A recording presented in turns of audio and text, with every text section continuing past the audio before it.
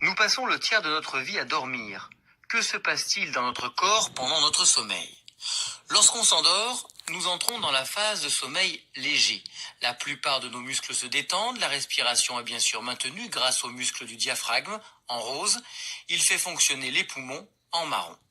Le cœur bat toujours régulièrement, mais plus doucement que lorsque nous sommes réveillés. Les vaisseaux superficiels se dilatent et la température du corps diminue. Elle passe de 37,5 à 36,5. Nous passons ensuite à la phase du sommeil profond. L'hypothalamus ordonne à la thyroïde de produire des hormones de croissance. La croissance des enfants se fait donc la nuit, et chez les adultes, ces hormones servent à réparer les cellules abîmées. Le cerveau ordonne aussi aux intestins de produire la gréline et la leptine, les billes jaunes et vertes que vous voyez. Ce sont les substances qui régulent notre appétit. Le foie, le cerveau et les muscles font des réserves de sucre, et dans le sang, le taux de glucides, lipides et protéines augmente.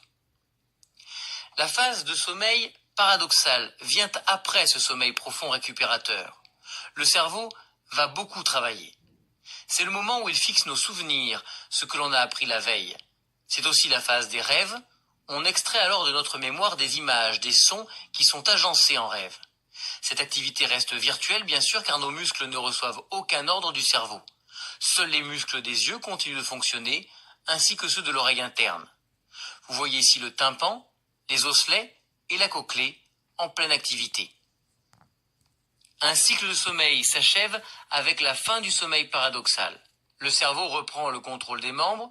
On bouge souvent au début de cette phase. On se retourne dans notre lit.